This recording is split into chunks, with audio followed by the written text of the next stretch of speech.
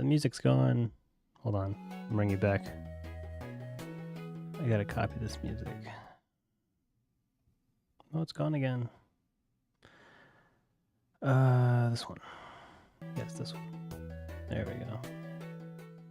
What's up? What's up? Let me adjust the audio. Tell me if the music is too loud. Although I suspect that it's just right. How's it going, everyone? Sorry I wasn't here last week. Just got busy. How is everyone doing tonight?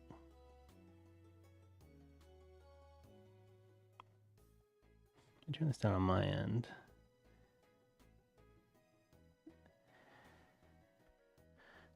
What's up? We had Matty HP earlier. What's up, man? Thanks for coming in earlier, Reluctant Hero.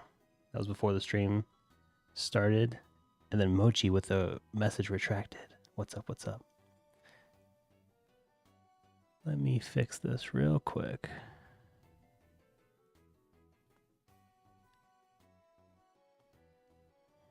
I have some unfortunate news about the Linux challenge. It is certainly going a certain kind of way. That was the big topic a few weeks ago on the stream, was me switching to Linux. That was about 2 weeks ago, I think. Yeah, 2-3 weeks ago. And things have changed. Let's just say that, unfortunately. No shade to Linux.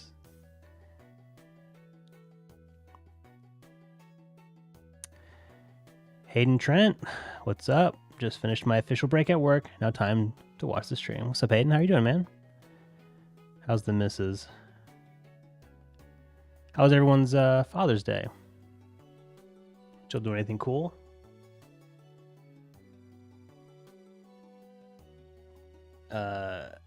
We didn't do any Father's Day stuff.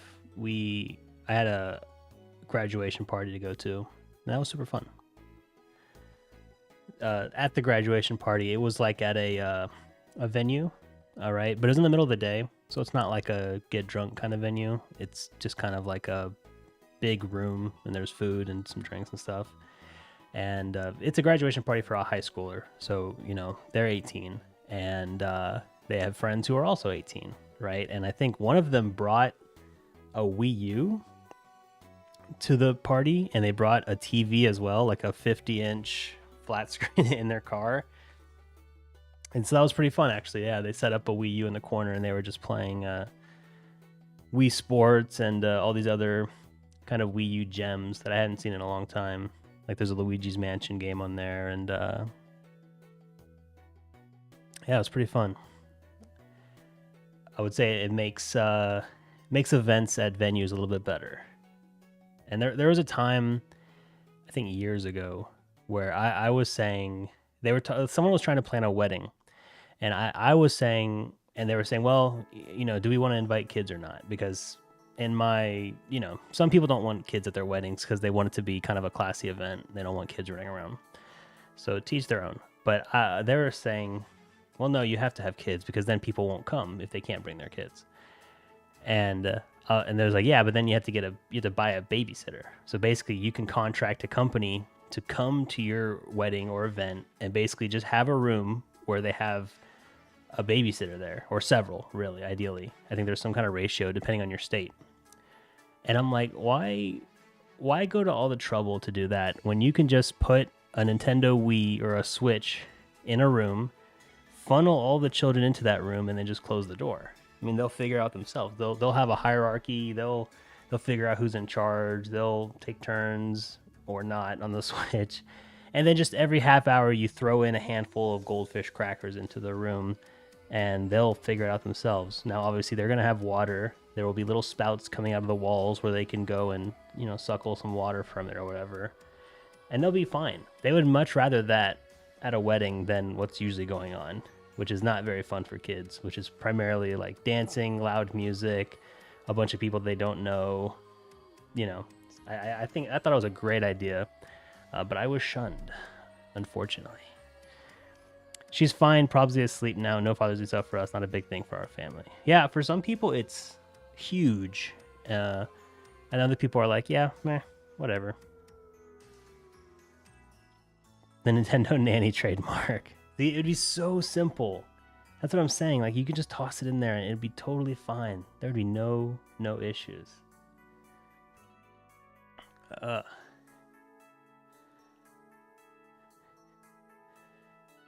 Man, am I shadow banned? I feel like the viewership this week is like dipped. This is what happens when you miss a week, man. People forget who you are. But I also haven't uploaded a video in a while. That could be it. It's unfortunate because I have a couple videos kind of like...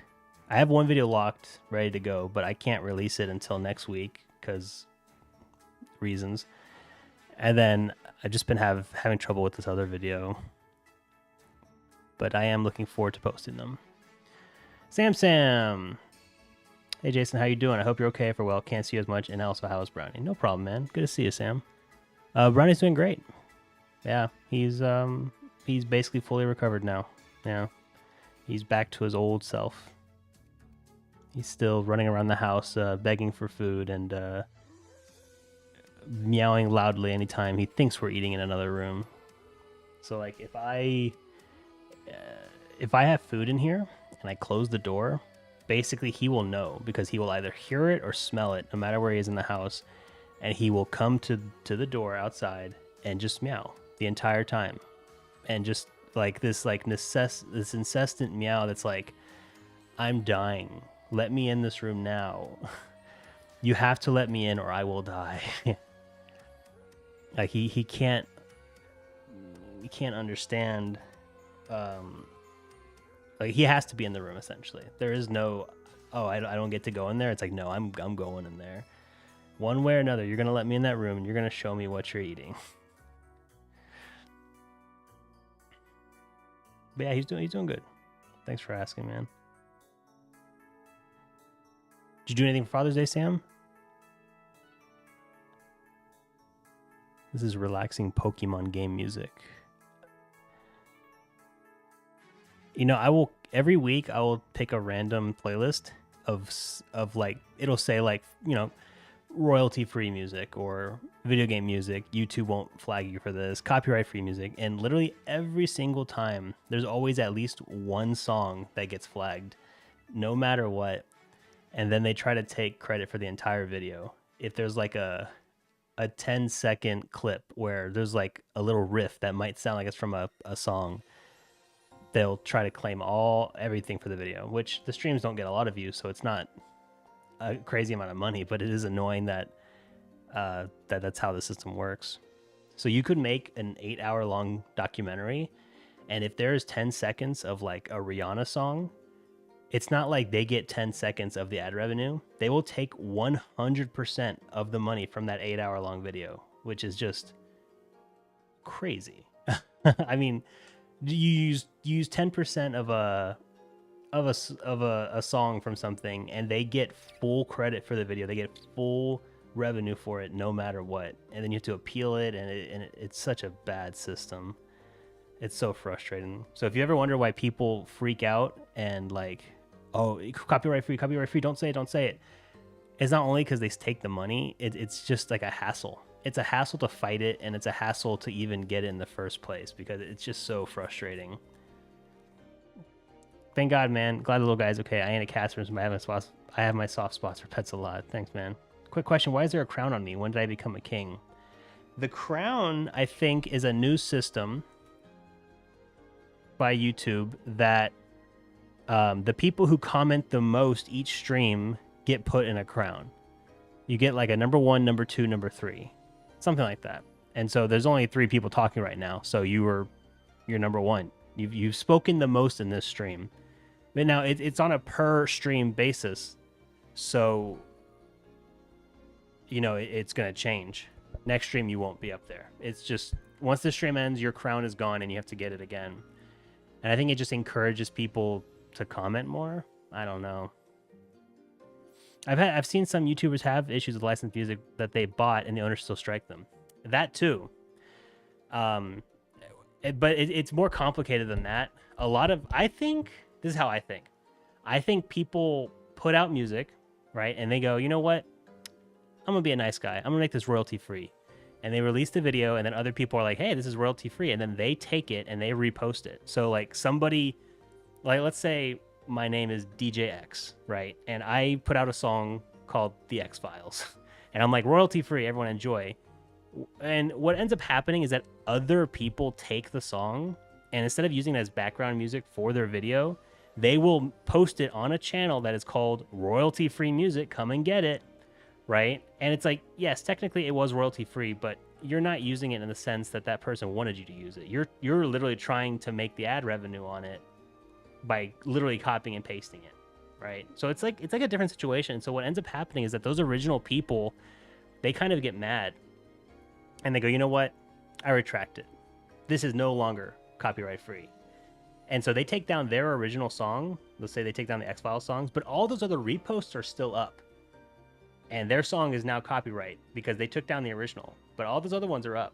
And so people will go to those other ones, take the song thinking it's copyright free, put it in their video, and then it's too late by the time YouTube figures it out. And so it's really frustrating because you go to, there's just so many reposters that it's hard to know what the original source is of a song. And sometimes they just lie. But then there's more to it because sometimes, like if y'all know UFD, UFD Tech, they have a music channel called UFD Music, where they make all of the music 100%, and they want it royalty free no matter what. Like that was their original goal. That's what they went through. They even encourage people like use it. We won't do anything with it. But then other people, so some random person in Russia or Poland or China or Vietnam or whatever, those are the usual suspects for this. They take the songs and then they say, you know what? I made this. And they put it into YouTube's system saying that they are the original song owner. And then they start copyright claiming using UFD's songs. So there was a time where I was using UFD Musics on my videos, and they were getting copyright claimed by this other person. And it's not UFD's fault, but at the end of the day, if there's even a chance that that's going to happen, I'm not going to risk it. So I just stopped using their songs. It is what it is. And it's really unfortunate that there's some bad actors that kind of ruin it for everyone because they're trying to leech, right? They're trying to it is fraud. But if they were in America, it wouldn't be happening. I'm not going to say they're not in another first world country. I don't know. But I'm just saying, like, they know in America that would not slide because they'd sue them into the ground. And so it gets really complicated whenever you're in other countries. Exactly. Usually, even if it's a third world or a first world country, if you're in another country, it gets way more complicated to sue someone.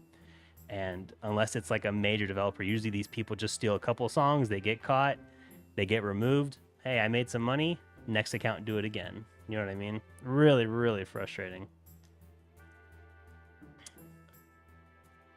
What are we doing today? PC build, tech talk, PC part picker? Not a PC build for sure. I'm not feeling too well, so we're just gonna do some talking, some good old fashioned talking.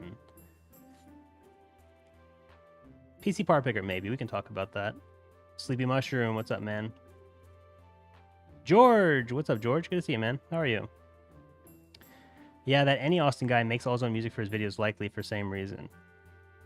Yeah, and I know Hardware Haven, he has like a really catchy intro song. He made it. And so I can imagine that'd be so frustrating. It would be so frustrating to make your own music for your videos and then somebody steal your music and try to copyright strike your own videos. Like it's crazy how bad the system is in YouTube that there are so many videos that it's impossible to do it by hand. Like literally there's not enough labor in the world to do it. So they have to rely on algorithms and AI and stuff to do it. And it's just bad. It's a bad system that prioritizes the copyright holders, no matter if they're legitimate or not. Because YouTube knows that they don't have the money to fight against it. So they kind of had to toe the line when it comes to the big music creators, because what else are you going to do, right? I mean, TikTok figured it out. Why can you post copyrighted music on TikTok without any issues, but YouTube, you post 1 second of a song, you're done. You know what I mean? But again, the payout on YouTube is much higher, so there could be something. I mean, if they're not paying that, you know.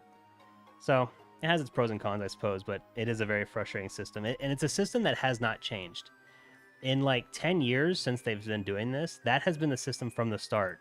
It's like, hey, this person falsely copyright claimed me. What are you going to do about it? Nothing. Okay, time to go make a stink on Twitter. Some bot flagged my video, deleted my channel for no reason. Okay, it's like that is the system. It's always been that way from the start, and it's very frustrating. So luckily, if this stream gets copyright claimed, not that big a deal. You know what I mean? But it is just, it's annoying. It's annoying to get the email and if it's legitimate or not, because I don't know. It's not like I'm doing it on purpose.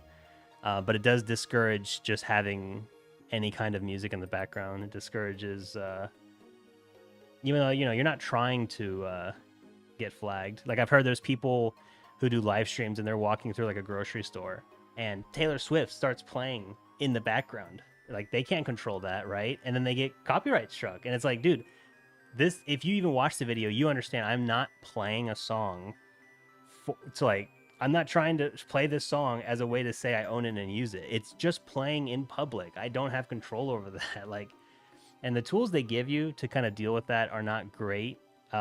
Your best course of action is to just mute. So the easiest, fastest, best way to do it is to just mute that segment. So if there's a song on and it's flagging, 45 seconds of your stream or your video, you just have to mute it. Like 45 seconds of your video will be muted, and that sucks. And you can't go back and like put in a title saying, hey, they muted this, sorry. It's just no music, no sound, no nothing for 45 seconds. And that can be very frustrating for a lot of people, depending on like how big their channel is. It can be really frustrating. Luckily, my channel doesn't take all of its revenue from AdSense. Yeah, it doesn't get all of it from AdSense. I have it all split up pretty much, and I don't get a lot of views compared to like big YouTubers. So I'm not fully devoted on AdSense revenue. But it would be very frustrating because it's a significant portion. You know what I mean? But that's the kind of stuff you'll hear YouTubers complain about on repeat. And I feel like people are like, who asked? So you think AI would be a good tool for removing that background music in the future as a simple fix? Yeah, that's a good question. They do have that tool. So when I say the only tool, I don't know if I said the only tool. The best tool is to just mute it. But they do have a system, I don't know if it uses AI, where they say mute the music but keep all the voices, right? And I don't know how good it is. I've not tested it. But frankly, I don't trust them to know that it's good. But that would be fantastic. That's a great use case of AI for that kind of situation, yeah. Basically anything, and especially if you know the song, I feel like it could do a good job of removing that. And it might degrade the sound in the video, but if it's just a little bit and it gets rid of the problem and it does it quickly and easily, I think that's okay. I just haven't tested it. I just assume it's bad. Might get better.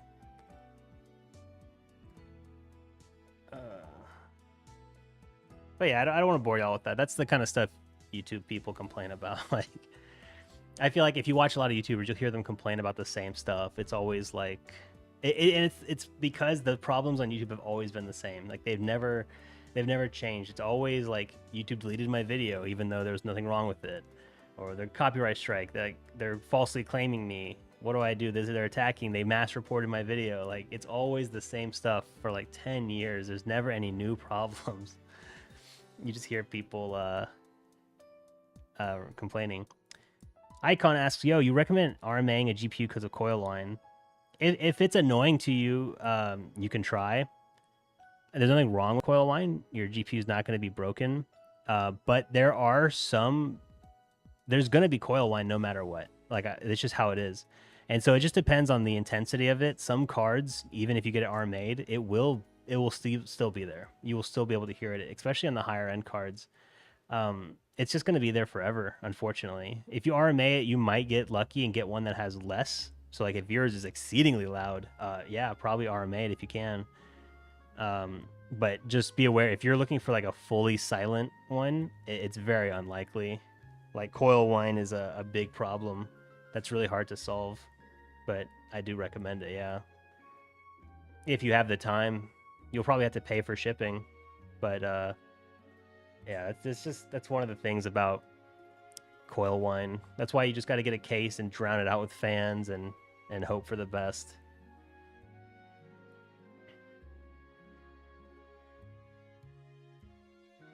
You know, last week we did the stream on Linux, or 2 weeks ago, and but previously before that we were doing it on Windows. So this stream is being happily streamed on Mac OS. So now I have experience streaming on all three of those operating systems. And it's interesting. Mac OS has obviously different transcoders when it comes to it, because I'm using one that has a Apple Silicon, and they have not silicon, and they have different encoders and transcoders for it that don't exactly align with what you'd see on like an NVIDIA or an AMD GPU, of course. But it is kind of there, and it works pretty good. I mean, for being a stream that is on an APU, I think it's pretty good. And I'm not even using X264 QuickSync, which is what you'd get on like an Intel CPU, which is still pretty good. This is using, it's not using AV1, it's just using Apple Silicon, I think it's called AVT, maybe. It's pretty good. You feel like hopping onto a match of NZP? I don't know what NZP is, though. But not at this moment, but I appreciate the offer. Yeah, I want to focus on the stream. I wouldn't be able to focus on playing something. Although I am excited for Arc Raiders getting released. I got to play the beta. It was really fun. And I know, I think it comes out in October. So that'll be fun, pretty fun. I'm excited about that. I'm at the part of the year where I'm planning out the rest of the year, and that's very exciting. And so that's in terms of like vacations and any kind of trips that we need to take and any investments we need to make. Like it's that part of the year where we're like, all right, what's our next 6 months going to look like in terms of what we're doing and yeah, period. What we're doing, period, right? And so I'm the type of person who I need something to look forward to. Like I can't like live my life day to day. I'm not very good at living in the moment, and that's a problem I have. I need something to look forward to. And if that is a big purchase, or if it is a future event, or if it is a vacation / trip, or if it is, I don't know, like anything. I just need something to look forward to. I need a countdown. I need something to say, you know what? This might be a bad thing. You know, that thing happened to me. That was pretty bad. But you know what? In XXX days, I will be in Japan. And then it'll be okay. Or I will, you know, I'm getting that new laptop or whatever, you know. And I don't think it is a healthy way to live, but I do like living that way. I like having things to look forward to. I don't like living day to day and just kind of like whatever. I like knowing that the things that I'm doing are kind of adding up to something. And obviously you're adding up to many things in your life, but like I like having the individual stuff mapped out, right? So you can say like I'm working at this job for X amount of years. It's going to add up, and it's going to be like you know, my 3 years at this job are leading to a promotion, right? But I would say that's a great thing to look forward to, if it was guaranteed. Obviously, it never is. But I would say in between those, I'm like, I'll look forward to my bonus. I'll look forward to this project being completed. I look forward, you know what I mean? Like, so like just having more things to look forward to is something I always do. Late in a good way. What's up, Robert? No problem, man. I see the market for GPU and AliExpress is improving soon. The PC market will be soaring again. AliExpress right now is healing. Yeah, I kind of have to take an L on this one. I thought for sure the 9060 XT 16 gig was going to be very, very, very difficult to obtain, but I keep seeing it for sale. Like, you can't walk into a Best Buy and pick one up. Like, it's just not happening. But I would say if you really want a 9060 XT 16 gig, if you wait a day or two and you keep an eye on r/build PC sales, just even a little bit here and there, I feel like you could get one. And that was like since launch. So either they're not selling a lot or they made too many. That's still great. I think that's awesome. It's fantastic to see a card that's like semi gettable. You know what I mean? And same with the Switch 2. The Nintendo Switch 2 has done the unthinkable. They came out with a console that is selling like hotcakes, and they still had enough. You can go to Target right now and you can buy a Nintendo Switch 2. That is absolutely amazing. Truly. Like, I can't remember the last console that you could, on day one, just go up, pick it up, and come back, and without any pre-order and without lines. Or it took 2 years for the PS5 to have that kind of availability. And now that was during the pandemic, so I'm going to give them a pass. But even before then, it's just never happened. So I'm like so impressed that Nintendo made enough. It's awesome. They did a great job. Yeah, and the RTX 5070, I see that in stock a lot at MSRP all the time, and sometimes it comes with Doom. Like that's great. Like the prices aren't great. I'm not gonna say the prices are great. I'm just saying the fact that cards are kind of available sometimes is a step in the right direction, and I'm super happy about it. AliExpress, yeah, AliExpress.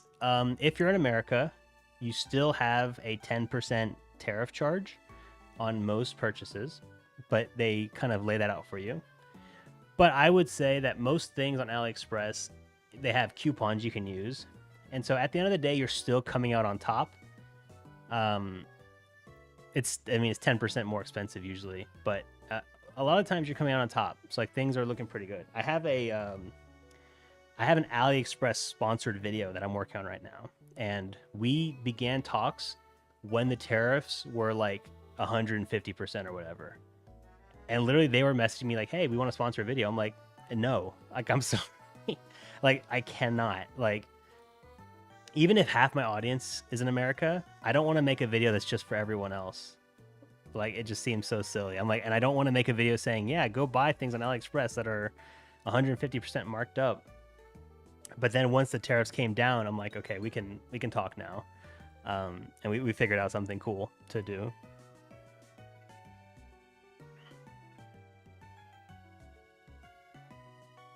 The thing is, bro, this talking about is coil whine. I only hear it on my headphones, not on my PC. And from what I saw, it's weird. Well, then, wait, if you're hearing coil whine in your headphones, then it's not coil whine from your GPU. It's probably the wire on your headphones. You said you heard coil whine on your GPU, but you only hear it on your headphones. Then something's wrong with your headphones or the cable, not your GPU. I wanted to hear your thoughts on this build combo. It's probably the best budget AM5 build, 8400F or 7400F and a B570. Yeah. Wait, does B570 exist yet? I haven't kept up. Yeah, that sounds fine. I mean, for me, I just don't like. I've looked at the 7400F and 8400F, and I don't know. It's just it's fine if it's on enough of a sale to make it worth it. But generally, I think the 7500F's just a little bit better, and I guess it's all about availability. It's all about pricing. But you're calling it the best budget AM5 build? That is the most budget AM5 build. You know what I mean? That is the cheapest AM5 CPUs you've picked there. So yes, correct. You've chosen the worst ones, which isn't to say they're bad, but it is like their lowest tier level. And a B570, yeah, I mean, it'd be fine. You could even handle GPUs higher than that on those CPUs. What are B570s going for? I can't believe that we're in the middle of the life cycle of PS5 right now. It's pretty crazy, yeah. It came out 4.5 years ago. Yeah. It's pretty crazy, huh? Blame the pandemic. It made everything really weird. I got to Switch 2. What's up, Grimlong? I got to Switch 2, and Jackson from Toasty Bros. Couldn't find one, so I sold him the one I got, and I have already found a replacement. Yeah, it's that simple. How could he not find one? Literally, I have been to many stores. I've spoken to many people in my life who I know personally who said, hey, yeah, I didn't get a pre-order. I walked into Target day one and picked one up. I walked into Walmart and I picked one up. That's I guess Kentucky only has the one Walmart. But that's cool. Yeah, I'm glad you were able to help him out. I don't mind the 10% tariff. It's better than the previous 140%, especially for us in Jamaica that uses U.S. courier, so it goes down here. Yeah, of course, for sure. I would, but the 7500F is like way crazy expensive. Is it? Yeah, that's what I'm saying. It's all about like where you live, what you can get access to, you know, the prices. It's never as simple as this is better, so you should never buy this. It's like, well, it's never that simple. You know, that's why I don't want to like throw off the 7400 F. But if it's at a good price and it's what's more readily available, I think it's great. Speaking of cheap AM5 CPUs, holy heck, Microsoft sells the 9600X for 170 and the 7600X for 165. That's awesome. AM5 CPUs are coming down, man. I feel like DDR5 is finally starting to come down in price as well. AM5 motherboards, I'm seeing a lot of AM5 motherboards for like $100. Like they are finally, everything's coming down and we're hitting that apex that if you're buying new, it actually it makes more sense to buy AM5 than does AM4. Like truly, if you're buying AM4, unless you're buying used or you get some kind of insane bundle deal on like old stuff, like AM5 is now officially like a better deal. It's more, I'm not going to say it's more affordable. You can get, a Ryzen 5 5500 and like a crappy A320 board or something. You know what I mean? Like you could find cheaper stuff, and DDR4 RAM is still cheaper than DDR5. But we were getting to the point where it's like, even if it does cost more, it's not so much more that you're like just doing it because you want AM5 or you want DDR5, right? Like it's actually cheap enough that you're getting better performance, and it just makes sense. All hail Micro Center. Yeah, Micro Center deals. I only buy deals at Micro Center. That's the thing. I never, unless it's a deal, I don't go there.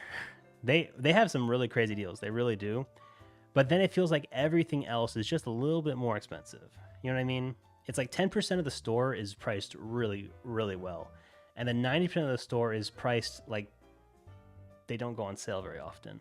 So it's like just normal MSRP for a long time. So just abuse that 10% and it's like a really, really good deal. I'm glad I live near one at least. I don't live that close, but I mean, it's within an hour drive, and I think that's pretty good for a lot of people, at least in America. I also went into Target on launch day, and I got one at like noon, and they had 65 after I got mine, but they sold out before we got there. Interesting. So I guess they did sell out of their initial stock on day one. Yeah, that makes sense. Interesting.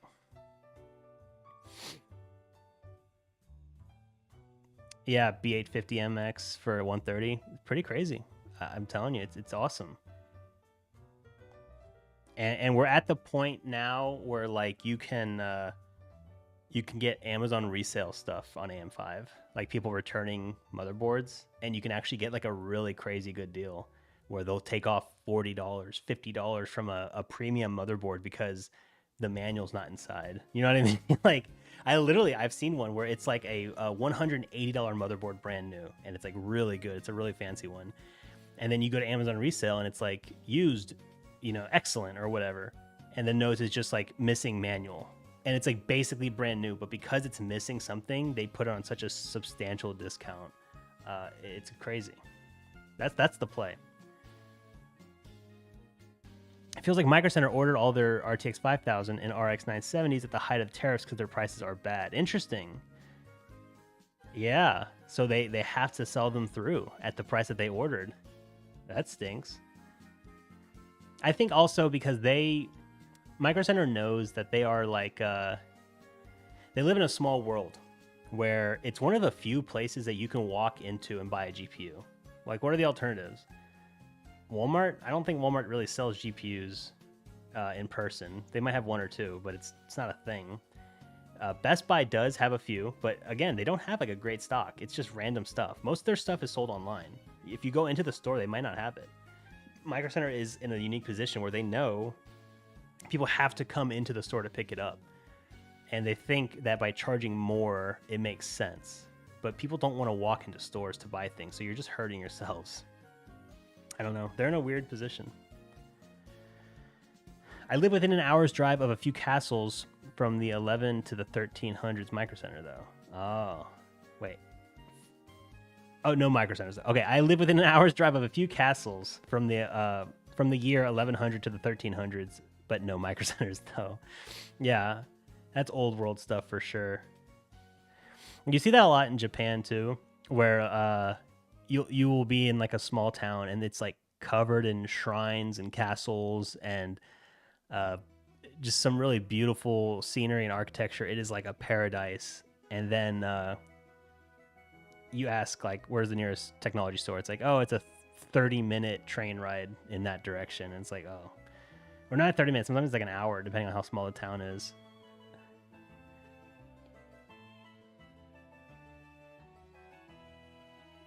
Do I think a 3090 is worth it in 2025? I see some persons getting those over 5090, which is still good, but if you're ray tracing, maybe not. If the price is right. I think the 3090 has really high power requirements, so if that's something someone doesn't want, they definitely shouldn't buy a 3090. Because I know we meme on it, but if you ask me right here, right now, what I would rather have, a 3090 or like a 5070, I would rather take a 5070. Like, even if technically the 3090 might be able to outperform it better, I'm not sure if it can. I would still take the 5070 just because of like the newer technology, the lower power requirement. It's going to make my room less hot. Like, you know, it's not all about raw rasterization power sometimes. So I personally wouldn't get the 3090, but if the price is right, I could see somebody buying it and enjoying it. Walmart probably has the GT710. Sometimes they do. Japan looks like it has some really cool ancient stuff. Yeah. The way Japan's awesome, how they do zoning is awesome. So in America, we're a car nation. We just are. It's just how it is, unfortunately. And so how we do our zoning is that you will almost never see people living where people work, right? You're going to have the suburbs where there's thousands upon thousands of houses, and there might be like a corner store or a gas station or something, but it won't be within a certain 1,000 meters of a house or something. You know what I mean? It's not going to be a gas station surrounded by houses because they separate them. The way we have zoning is that people don't want to live where businesses are because they're loud or whatever reason. In Japan, that's not the case. They do it by size. So you could be in a neighborhood like in Tokyo or something, and you're standing still, right? And you look down the street and you can see a bunch of houses, an elementary school, a warehouse that is like a working warehouse for some company, a doctor's office, maybe a liquor store, a playground, and I'm trying to think like something else, right? And it's like a little bit of everything. They kind of meld, or like a shrine. It'll be like a shrine in the middle of the town, like. So you'll have a warehouse and then a shrine next to it and then an elementary school next to it and then a house, right? Like all next to together. And in America, that is unthinkable because of zoning. But it's kind of the reason why Japan has such a walkable city, because things are just melded together so easily. You don't have to get in your car and drive 10 minutes to go to the grocery store because they don't want to put it so next to your house. But in Japan, most people could just walk 5 minutes to the grocery store, right? Because it's built into the neighborhoods in such a good way. This is not as likely if you live in the smaller towns in Japan. And a lot of towns, you still need a car in Japan because they're smaller. But if you live in the big cities, and when I say big, I mean like 100,000 people. I don't think that's too big, actually. For most countries, I think that's pretty small. It's amazing. It has its downsides for sure, though. I would say here it would be too loud and annoying. Japan's pretty respectful, though. I think they're respectful of each other, and so they're able to do it without messing with each other too much. Case in point, the regular 9070. Newegg has had some for $600 over the past several days, but Micro Center is selling the same unit for over 700. That's crazy. Chris, what's up, man? Hope you've been well too.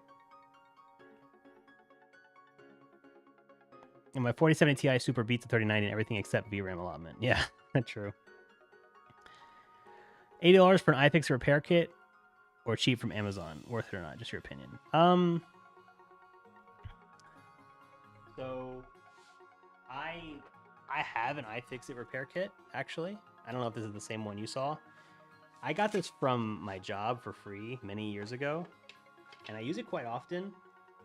And I would say it holds up pretty well. So if you use it a lot, it might be worth the extra money. But if you're like hard up for cash and you don't use it that often, just buy the cheap one. I mean, it is good. I'll admit it. It's a nice kit, but if I'm only pulling it out once a month, I'm just buying the cheap one. One of the things I liked about Mexico when I'd visit family, little stores and business all around, could just walk to wherever I needed most of the time. Yeah, you get that a lot in a lot of different countries. It's all about zoning. But again, it has its pros and cons, right? Like, it sounds nice. It's like, yeah, I want to live in an area where everyone just lives together. But then you never have peace. There's people everywhere all the time, right? And if there's a business in your neighborhood, it's a nightclub. Now there are drunk people and loud music playing all hours of the night less than a kilometer from your house. That sucks, right? And then people are parking in your neighborhood. They're parking on your driveway because they're stupid. They're trying to go to this nightclub that doesn't have good parking. So it certainly has its downsides. So there needs to be some kind of strict zoning laws somehow. But I would say for little things like that, I think it would be really nice to have just little small shops. Not every store has to be a CVS, right? Like, why can't someone's garage be a shop? Like, they just fill it with snacks or anything and they sell stuff affordably to their neighbors. I think that's great. But the problem is that because we're a car company, we're a car nation, people want to get in their car, they have to drive. So if you're going to drive somewhere, I'm not going to drive down the street to my neighbor's garage, right? I'm going to drive to the grocery store because they have better prices and a bigger option. And so you'd basically only be serving your neighbors who are within walking distance. And so what? It's like 8 households that your little business is operating out of.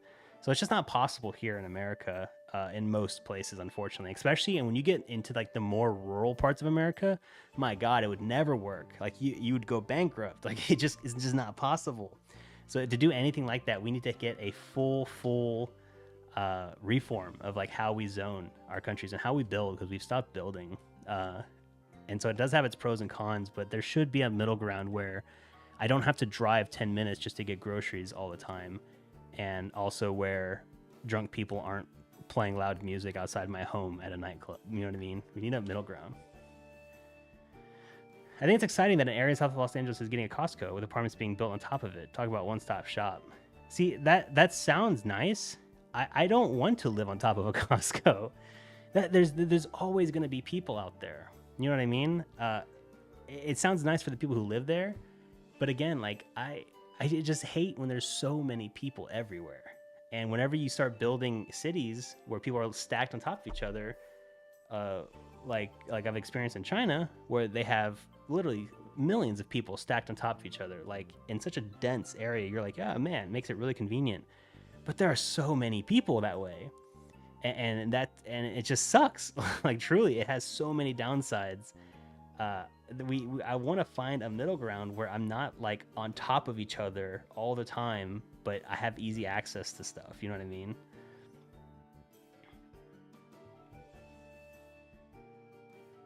I thought it would be funny to go to Mexico and ask where I can find American food. Oh, it's everywhere, dude. Tons of American food. Yeah.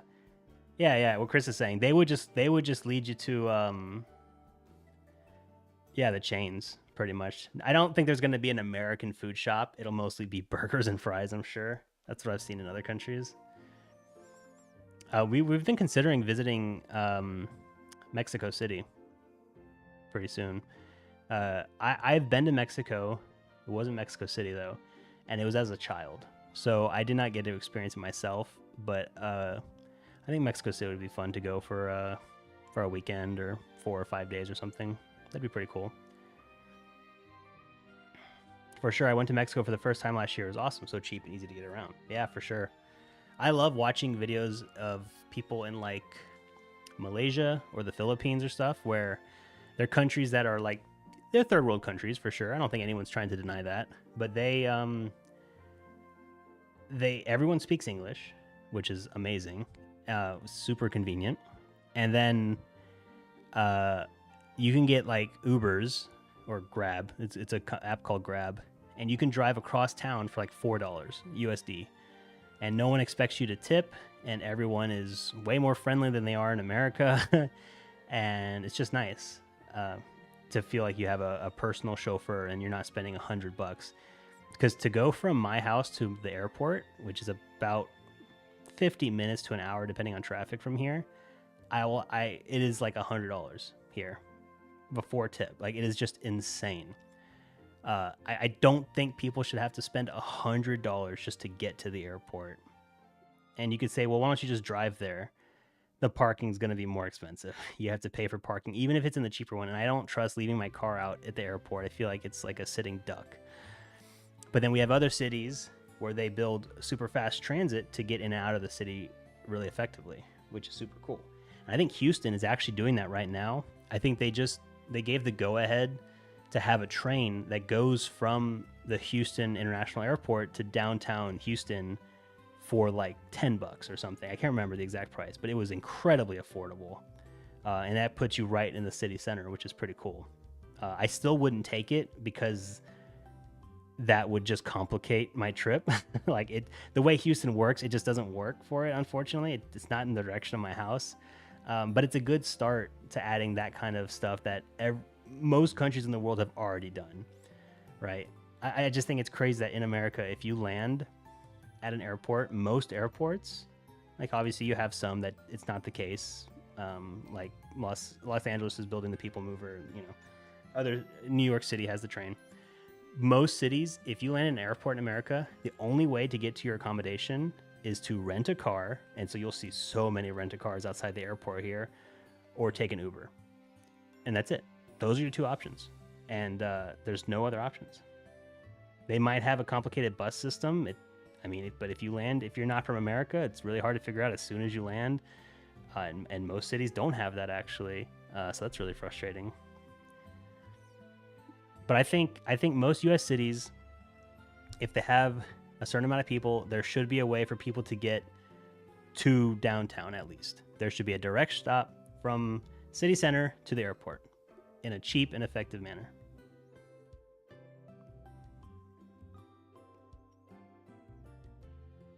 Sorry, it was Chris and I clubbing next to your apartment. You should visit England, Lol. We have all that stuff you're saying. Yeah, many countries do. I've been. That's how I know. I know many countries have it. I've considered visiting England.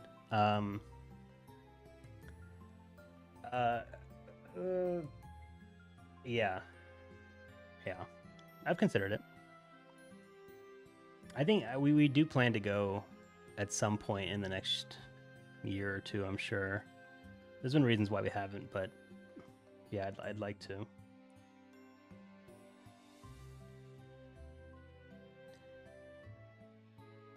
I just don't want to get in the way of any soccer hooligans. If I'm traveling to the U.S., my first destination may be Florida or Texas. I know a couple friends there, so I should be fine. Very cool, yeah. Those are both very big states. What's funny is that I've met a lot of English people in my life because of being working in China. A lot of them are English people, so I know I've met them a lot, and a lot of them have visited the U.S. before. Actually, it's like a big thing for English people to visit the U.S. So. But a lot of them did it as children, so they don't have too many memories. They just kind of remember stuff here and there. And one thing many of them said that I thought was very funny is that they love biscuits and gravy. That they think about it all the time, and that they've never been able to have it ever since because it's not found anywhere else in the world. And that they think Denny's, which is an American breakfast chain, is like the best restaurant ever. They loved American breakfast, which is funny because English have their own uh, style of breakfast, and it is kind of similar to the American style, so it's not too different. But they loved biscuits and gravy, and if you're not from America, biscuits and gravy are just kind of like I guess you all would call them scones, kind of these savory pastries, and they put sausage gravy on top. But generally, it's not the brown gravy you get from sausage. It would be um, it is this brown gravy, but they also put cream in it, so it's like a white consistency, and so it soaks into the bread, and it's just like a very meaty, filling kind of dish. And it's something that everyone I've met, if they came to America, it's like the one thing they remember. Well, now I want biscuits and gravy. Yeah. I just got the same mic that you have. I expected it to come with an XLR cable. Do you have one that you would recommend? Oh yeah, it doesn't come with an XLR cable, does it? No, I don't have one I recommend. I think unless you are like a professional working at a studio, any cheap XLR will do. I just use cheap ones, and I haven't noticed any difference. And even I've been a part of productions in the past who they had thousands and thousands of dollars of equipment. They were using Amazon Basics, so don't worry too much about it. I think the standards on them are pretty good. Don't let the fact that our police don't carry guns put you off. Well, it's not that. Yeah, I just don't feel comfortable when cops don't carry guns.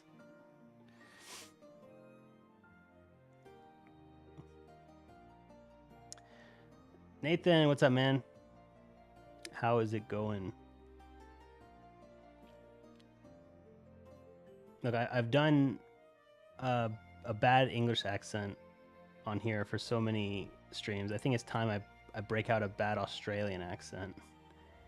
But the problem is that most American bad Australian accents are just Crocodile Dundee. That's all it is. Waymo is awesome. I've not taken a Waymo, but I have heard it's cool. You know what's funny is that they have Waymo competitors in China, and they are done by, the car companies there. But Waymo only works if everyone is following the rules and driving well, and if the roads are painted in a certain way. And so in China, no one does that. Like, everyone drives crazy. Everyone's honking constantly. It is chaos in the streets. You feel like you're going to die every moment. And so the auto cars there, they're in a few cities. They just don't work. So many times you'll get in one and it'll just kick you out after a while. It's saying like, I don't know where I am, get out. And it's like, great.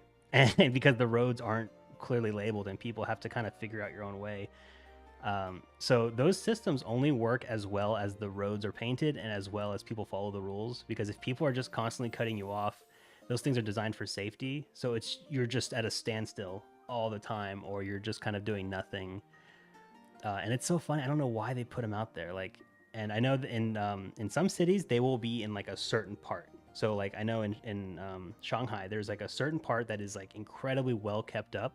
It's like in the downtown area where they like constantly make sure the roads are painted properly. And in Shanghai, there's like a higher quality of person there. So the drivers are 100 times better than the rest of the country. So it actually can work there. They make sure everything's updated and the cars actually do work pretty well in Shanghai, which is great, But in basically any other city in the entire country, barring maybe Shenzhen, maybe Guangdong, maybe Beijing, but it's like complete chaos. And I'm just like, I don't know how you are going to roll this out. I don't think it's possible. You would have to completely overhaul your entire driving system because they don't have cops on the streets there. They only rely on cameras. Like truly, they believe that all crime can be caught on camera. And so there are no cops driving in the streets pulling people over. It's literally either it's caught on camera or it didn't happen. And so what people do, they build into the apps where the cameras are. So when you're driving and you got your little GPS open, it'll say like camera on your right coming up in 30 meters, slow down. And so the apps are telling you like how to break the rules properly so that the cameras don't catch you. And so there's like this madness in China where basically you try to break the law as much as you can before getting caught. So like if you are not speeding 100 miles per hour to get to that next camera, you are wasting your time. And then you get to the camera, slow down. Okay, I drive normally. Camera's gone, 100 miles an hour again. You know what I mean? And so like if you're not doing this, I guess you would call it min-max driving, right? That's what you're doing. It's min-max driving, which is an incredibly toxic behavior to live your life. Like you just live life on the edge of the law, just as much as you can before you get caught. And if they catch you, you know they're the pricks, right? And it makes driving there so incredibly stressful, right? Unless you're in places like Shanghai where it's a little bit better. But outside of Shanghai, it is like a different world. It is just a completely different caliber of person. It's very interesting. Here, you'll see differences from people who are like, we'll say like you live in Los Angeles or New York, compared to someone who lives in the middle of nowhere, North Dakota, right? Like obviously, they're going to be very different people. But I would say the people in North Dakota are not insane drivers. You know what I mean? They are like they're different, obviously, but I wouldn't call them like worse people or like more rude or anything like that, or just crazy. Like they have some crazy tendencies, of course, and when you get really rural, but it's just like it's just completely different. It's crazy the difference between like a tier 1 city in China and a tier 3 city. They are just like from different worlds, and the people in the cities really look down on the people who are outside the cities. It's pretty sad. They like literally like think they're like trash. They're like trash people, because they're just so different. And they any issues you have in the cities where people kind of like act a fool or act like kind of not becoming of a modern citizen. That's all I'll say. Their excuses are always, it's just rural people. It's just rural people. Like they're rural people. They're coming into the city and they're acting a fool.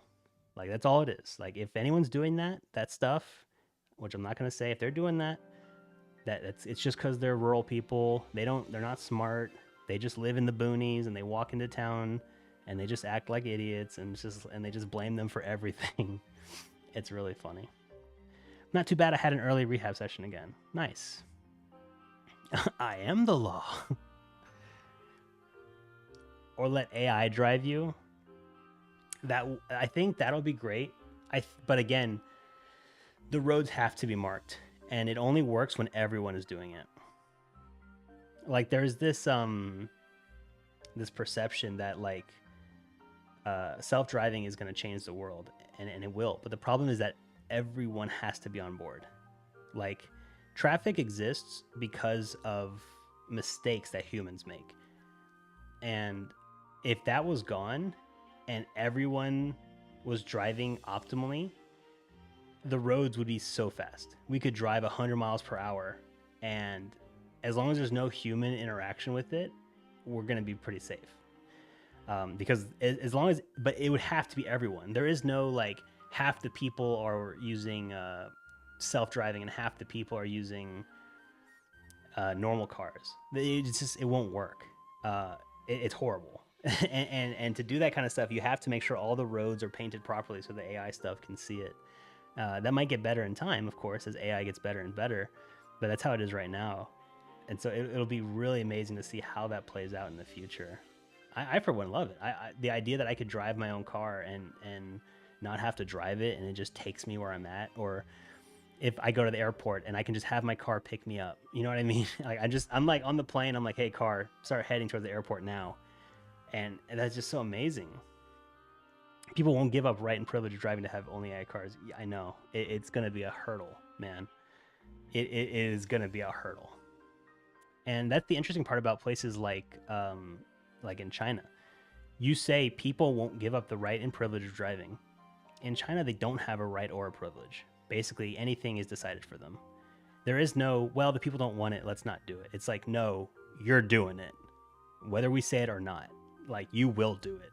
And that's kind of why people don't want China to win the AI race, because whenever you have a dictatorship kind of ruling some of the most powerful systems in the world, where they are kind of foregoing any human rights or any kind of consideration for its people, you get some pretty scary stuff.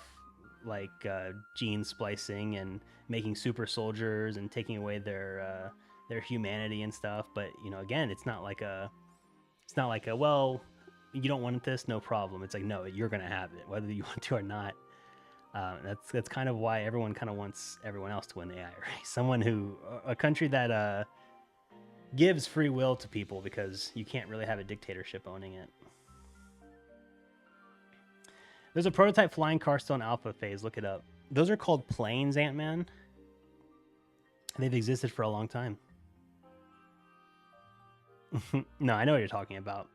I'm not even sure if that's a viable option either. That's a whole different story. Again, you can't we don't even have regulations for that. The idea is that, I'll just drive over the traffic. It's like, well, everyone's driving over the traffic. You know what I mean? So I don't even know how they're going to find regulations for this. Like, it's going to be interesting to see. It could be that you still have to follow the roads, but you are just on top. And so basically it's like doubling the amount of roads we have for free. So it could be, if you do that, maybe, I don't know. But then we'd have to raise everything, because we have all of our road signs are designed in a way that they're a certain level for trucks and stuff. But if you're flying above it, that changes everything. So they're gonna have to figure that out. It's gonna be crazy. With the 9090 XT on the way and being way cheaper than the 5090, do you think NVIDIA will learn from this, or will they double down with the 6 Series? Double down. You have to understand, Sam. There is no learning for NVIDIA. You say that learning. What are they going to learn? The only thing they're going to learn is that they are going to price a graphics card whatever price they want, and people will buy it. And that's it, because it's NVIDIA. I know we are all in the know, and we know AMD is like a great GPU company, but they have a very, very small market share, and it's only getting smaller. So they're not gaining ground. It's getting worse lately. So they're not going to learn anything. They're going to learn that they can keep pricing up. And like until they start losing that share in a remarkable way, and I mean truly remarkable, like we're talking 20, 30, 40%, I don't think they're going to stop, because there's no point for them to. There's nothing for them to learn other than people would buy whatever we put out at whatever price we do, because frames win games. I'm sat with an Airbus A330 right now. Nice. I can't remember last time I've been on Airbus. I've mostly been on Boeing, just because I fly the same people. I don't think my company uses Airbus, but I certainly have been on one. I just can't remember when. Does Delta use Airbus? Any super tiny budget builds coming up? No. It's very hard to do budget builds in small form factor, because you just have to rely on really old used stuff because of the ITX tax, unfortunately. But the newest upcoming video is about a mini PC that has a gaming chip in it, and so maybe that can satisfy what you're looking for. It's about $300 all in. The 5500 X3D thoughts. I think we should just be done with it, man. I respect AMD for constantly going back to this AM4 well, but how many of these do we have to make? Are the other ones selling that good? It's starting to feel like this is AMD getting rid of their old chips. Like they have all this old stock, and they're like, we don't want to just throw it out. Let's reconfigure it to make it a slightly better version, to just push it out the door and sell for a premium before we're completely done with the AM4.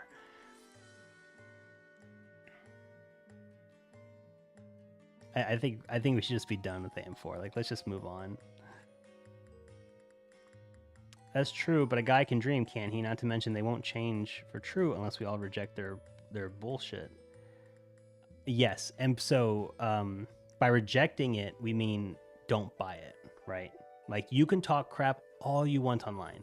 Every YouTube video ever can be NVIDIA bad. But as long as people keep buying it, it doesn't really matter, right? So if you want to help that cause, I mean, that's respectable, but you just can't buy it, and you have to tell everyone you know not to buy it. But It's hard. I don't know. It's an uphill battle. Yeah, I think it's all born out of failed 5800 XRDs and just binning down from there. That's what I feel like.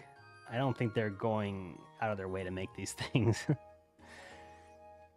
Yeah, they must have so much AM4 failed chips left over to keep coming up with new stuff. That's what it feels like.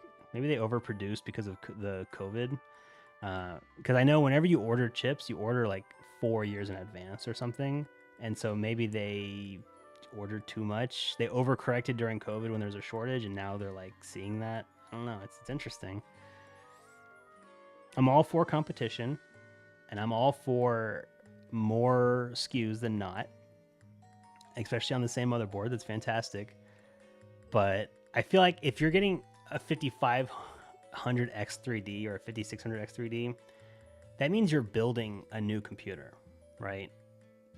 Because unless you're using a really, really old computer, and at that point, your motherboard's probably old too. It's probably on its way out. You shouldn't be getting a 5500 X3D. You should be getting a 5800 X3D, right?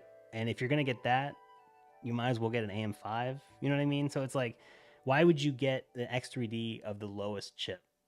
At this point is what I mean. Like at this point. Because now you're on AM4 still. So unless it's like a last hurrah, a 5500 X3D is not going to help many people. 5700, 5800, yeah, maybe. But a 5500 X3D, what's the point? Oi, Chico, Renato, ¿qué pasó? Getting their money's worth at least, yeah, for sure. For sure. Intel needs to make a comeback with a decent CPU and GPU combo. Yeah, the only win they've had recently has been the B580, and there's just not a lot of them, unfortunately, right? That was their win, but it seems like they couldn't make enough, and they're still, to this day, it's really hard to get one. But in terms of CPUs, when was the last big CPU win they had? The 12700K. I feel like everything they've made since then has just been marginal upgrades in one way or another in terms of performance or thermal capacity or thermal efficiency. Sorry, and the Core Ultra line was kind of weird. I kind of like Intel's mobile chips, so they're doing something cool there. But yeah, they need a really good, like, hey, this year we made a really good budget Intel CPU for gaming. It's awesome. And we also made a really good budget GPU gaming, and it's awesome. And if you use them both, you know, you'll get a super cool bonus, and people will like you. And they're readily available. You can go to Best Buy and pick them up. Yeah, imagine if Intel got back to motherboards. They could have motherboard, CPU, GPU combo kings, if priced right, of course, but having it all in-house would be advantage. Yeah, imagine if they still had motherboards, they still had SSDs, they still had I guess they do still make NICs. But yeah, it'd be really funny to have a full Intel computer, top to bottom, maybe in a case. Give me an Intel case. I think that'd be fun. Still waiting for it to come back in stock. Yeah, Renato's been waiting since it got released, man. I've been hearing Renato say this since before it came out, that he's like, I'm gonna get that B580, and it's just has not been available. How long has it been? 9 months since it came out? Oh, dude, it sucks. This sucks. How's the Linux experiment going? Great question, Ant-Man. Not well. I unfortunately had to put the Linux experiment on pause because it got to the point, and it's not by fault of Linux. I will say that. It got to the point where it was time for me to work, and I had some big projects coming up, and I was spending more time fixing my computer or getting it to work or getting it to do what I needed it to do than actually working. And again, part of that might be Linux's fault, but part of it also might be that I'm new to Linux, and so it just takes me longer to do things, right? And longer to figure out how to set stuff up and how to do it. And so it was setting back my productivity way too much. Like it would have pushed. It's why it hasn't been a video for a while, to be honest. And so I was just wasting so much time learning it. And so I think I put it on pause for now, I think I might go back to it again, and I'm gonna explain this in the video, like that this happened. I'm gonna go back to it and be like, yeah, I failed because it was taking too long to learn. So I'm using it side by side with my real computer, and hoping that I can use it eventually or something. I don't know. Yeah, so it's on pause right now, unfortunately.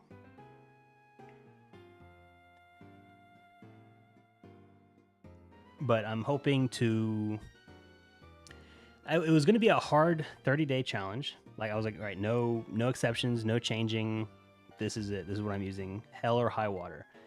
Now I'm thinking like maybe it's like a 3-month thing where I kind of say I'm using it alongside my stuff, and I'm trying to find the best use cases for it, maybe.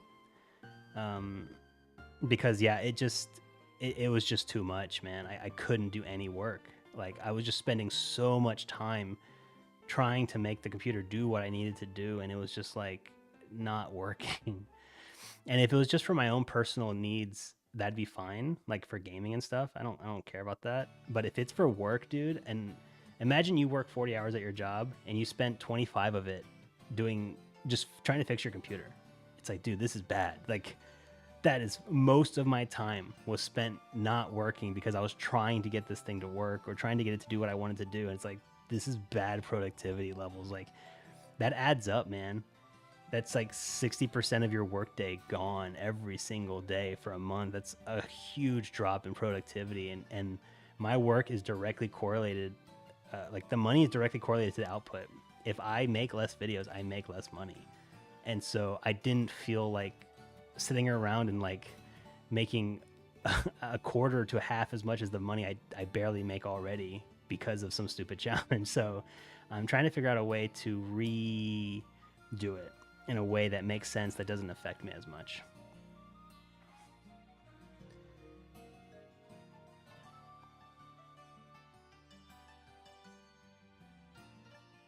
I work a 40-hour job. I spend about 25 hours of it on YouTube or doing nothing.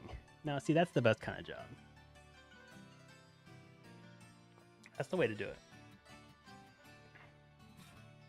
Now imagine that the 15 hours that you were working, 90% of that you were spending fixing your tools, and only 1 hour working. And now imagine you worked a job that the more you worked, the more you got paid. You'd be pretty annoyed that you're like, hey, I'm trying to, let's say you're a mechanic. It's like, I want to fix cars. I get paid per car, but I spend 90% of my time fixing my tools and I don't get to, you know what I mean? Like, that's just what it feels like. So that was a little bit frustrating. And so I just, in a fit of anger, I'm like, screw it. I'll come back to this challenge. Like, I just can't do it right now. This is not great. But it was fun. For what I was doing, it was fun. Like, I would say for gaming, it's not that bad. I could handle it for gaming. It was not that bad. It was all the other stuff, like Photoshop and Premiere. Anything I do for work, it's like, this is a nightmare. Like, truly, truly a nightmare. I can't do this. Like, it was so frustrating. But if it was my own personal time, just for fun, I think it would be fine. I'm currently using Ubuntu 24. I ditched Windows because of the bloatware. All right, well, there you go. I have a project I can't seem to figure out. Can you help me out? Probably not, but you can try. This is a live stream. It's not really a good place to help with projects. But feel free. Maybe someone else in the chat can help you out. Maybe we can mind meld a solution for you. But oftentimes when people come in and they say that, it's usually some it's an unobtainable solution. Like, we cannot help you usually. Ubuntu has video editing software. I know. And it's bad. That's the problem, Ant-Man. I was trying to use all of it, and it just slowed me down so much, and half the time it didn't work. And it was hard to get it to install, and there's just a lot, man. I was using Linux Mint. Cinnamon. Yeah. And it was okay. Like I said, if I had to use it for like my normal gaming rig, I think that's fine. I could do it. It wouldn't be the end of the world. It's specifically the work stuff and just all the time figuring stuff out. It was so frustrating, man. Australia has winter? The hell? You guys have so much desert and stunning places. How does that work? Exactly. Wait, it can snow in the desert?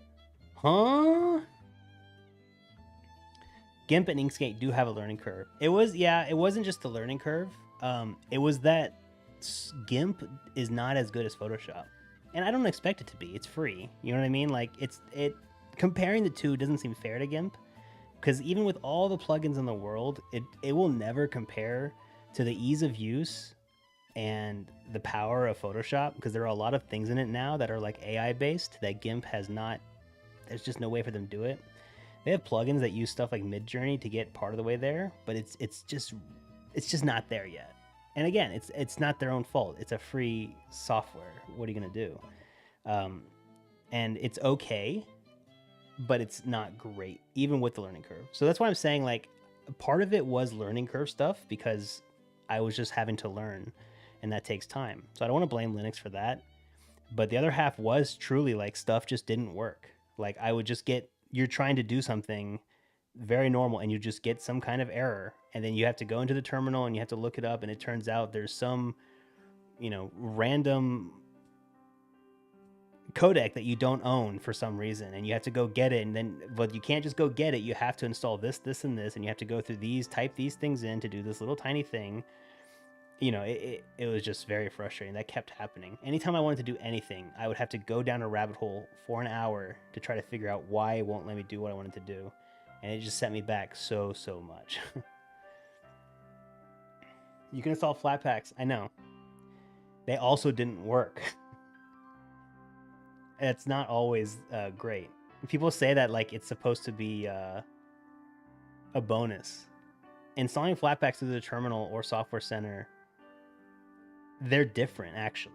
So like if you install one from the terminal, or you install it from the Software Center, or you install it from their website, there are certain solutions that are like, hey, this won't work if you downloaded from the Software Center, or this won't work if you downloaded a Flatpak. You had used this other method. I'm like, they're not the same thing. You can't just install whatever you want and it's just there. Like how I installed it matters. And so then it's like, oh, and by the way, if you installed it this way, you can't do this. So go uninstall it and then reinstall it using this way. And just like, I don't have time for this. I'm sorry. Thoughts on the PS6 announcement? Yeah, it was inevitable. I mean, I don't know if I'd call it an announcement, but it was kind of, I think people knew that was coming up. They're certainly working on it. PS5 still looking good, but really cool. I agree. It went back to Photoshop on macOS. Pretty much it. Yeah, it's just how it is.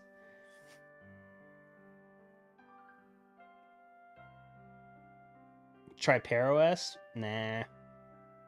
Yeah, that's what it kind of feels like. So I'm doing an eGPU setup with a Legion Go. Doesn't matter that I'm using an RTX 2070 Super. Hey, I actually can help you with this. No, it doesn't matter. You certainly can use an RTX 2070 Super. Just be sure to download the NVIDIA drivers. If you don't have the NVIDIA drivers, it will not work. So plug it all in, plug in your HDMI or DisplayPort or whatever into the graphics card, and download the NVIDIA drivers. It won't work without it. But yes, it should work with that GPU. There's no problem there. Hello, I have an i5 9500. I was wondering if a stock cooler is enough for it. I would say yeah. I would say, man, it's hard to say. That's the old stock cooler, huh? That's not the new nice one. If you're not gaming, I'd say yes. If you're gaming, no. That's my answer. If you're going to be doing intense stuff on it, like gaming, then yeah, I'd get a better one. And it doesn't have to be anything fancy. It can be like a $10 one. Just anything is fine. Messed up my motherboard pins. Does anyone know if ASRock would repair, or am I just going to have to buy a new board? First time builder. If your board is under manufacturer warranty, they might repair it. A lot of motherboard people don't do that kind of stuff. They don't repair motherboard pins that are bent because they think it's your fault, which, you know, it kind of is. So you'll have to go to their website and ask them directly. But a lot of the time the answer is yes, they will, but they'll usually make you pay for shipping. Yeah. That's the beauty of Linux, going down rabbit holes. I don't want that, Ant-Man. I don't want more rabbit holes, man. I want my stuff to work. Okay, thank you. No problem, man. When was the PS6 announced? It wasn't officially announced. I think it was like during an interview question, they randomly asked, I think the president of Sony Japan, something about the PS6, and he just basically confirmed it exists. We're working on it. That's it. Like, yes, there will be a PS6, which I think we all kind of knew. But yeah, that they're working on it, and so I assume it will be in the next few years, because right now we're 4.5, but I don't think it will come. They said they wanted this this cycle to be one of the longest ones. Like I think they said they wanted a 10-year cycle out of the PS5, but I don't think that's gonna happen. Because we're at that point with GPU stuff that if new games coming out are getting harder and harder because of PC standards, we might actually have to ramp production of the PS6 just to get those new games on it. Because if they have stuff like mesh shaders and ray tracing and all this stuff, they like we might need to push a PS6, like, because people want better graphics. You know what I mean? He said it was their top priority, which was concerning. That is pretty concerning. I mean, they make money from it, I suppose, so they just... I wonder what else is their top priority. Certainly not, what's it called? Making games. Thank you. We'll try to do as I am in contact with their support team. Yeah, then you're good to go, man. Hopefully they fix it. I don't know if they will. This made me hate Fry's. So if any Americans in the chat, you guys know Fry's Electronics. They went bankrupt a few years ago, and I was happy to see them do it because in 2009 or 2010, I bought a motherboard from them, and I opened it. It was brand new, and I opened it, and the pins were bent. Like there was like 3 bent pins, and I was like, oh, that's annoying. I got to drive back down there and return it. And I tried to return it, and they would not take it back. Like, truly. I'm like, I want a new one. Like, I don't want the cash. Just give me a new one. And they were like, no, we won't. I'm like, why? They're like, because the pins are bent. I'm like, you sold it to me like that. And they're like, no, we didn't. And this went back and forth. They literally would not give me a refund. They're like, you have to RMA it. I'm like, no, I don't. I am returning your shitty hardware that you sold me that's broken. And they legit would not take it back. And and that left such a bad taste in my mouth. I'm like, dude, y'all are suck. And they were the person I spoke to, I think he called the manager over. The manager was like really rude about it. Like, thought he was the kind of person who thought he was really cool, and he had a lot of power because he was a small manager at Fry's. Dude, relax. You're not the president. You're an assistant manager at a retail shop. Like, relax. You don't have as much power as you think you do. And this guy is like a balding 45-year-old man who thinks he's the shit because he gets to push around a bunch of 18-year-olds. I'm like, relax, dude. He was that kind of guy, and they legit would not take it back. And so ever since then, I stopped going there. And I think that might have added to their issues. Like, they were just so not customer first. That was something I always noticed at Fry's, that they were not, like, the way they operated was not about focusing on customers. It was always about just pushing product. And you don't really get that at Micro Center. So F them. I'm glad Fry's is gone. Go home. You loved Fry's? I liked them too before then. just because they were a convenient large store that had a bunch of stuff. Like there was a lot of things at Fry's that you truly could not get anywhere else. So it was really nice to have a local spot. And I remember at the time there was, when I was a kid, there was one across town that was like an hour away. So I never got to go. I just heard about it. And then they literally opened one 5 minutes from my house, and it was like, this is fantastic, like, right? And so it was a fantastic feeling at the time, but it just slowly and slowly got worse and worse. And I'm just like, man, these people don't care about anything. The way they handle their inventory was such a mess, and they're just, I know the way they treated their employees wasn't great either. They had some very strict rules for the employees, who were all like 18, 19, 20-year-old. Like they were like kids, right? And they would especially around Black Friday, they had a rule that for like basically all of Christmas time, starting from Black Friday or the week before Black Friday, Thanksgiving, you were not allowed to call in. You were not allowed to request time off. You were not allowed to do anything. They would fire you instantly. And it's because I had some friends who worked there. And during Black Friday, they had something called like the Force 18 or something. It had some stupid name where basically you had to work an 18-hour day on Black Friday. Everyone did. There was no one exempt from it. You had to work on Black Friday, and you had to work 18 hours. And if you didn't, you got fired. Like there was no questions asked. If you did not come in, or if you were late or anything during these times, you were fired. That's it. And it was the same for Christmas time. Like if you said like, I'm sick 2 weeks before Christmas, well, you're fired. And it's like, damn, this is insane, dude. There was such a prick place. I never heard of that place before. So Sam, it's because you're pretty young. This was Micro Centers before Micro Center, but it's much bigger than Micro Center. Their store was about 3 or 4 Micro Centers. It was a humongous, like, hangar. It was so big, like bigger than Walmart's, bigger than you can think of what American Walmarts are like. It was humongous. You could walk a mile in the store just doing a loop around it. It was insane how big they were. And they just treated it like a prison. They let me get an S tier on DDR. I have a 14-inch Kobe TV from them. Nice.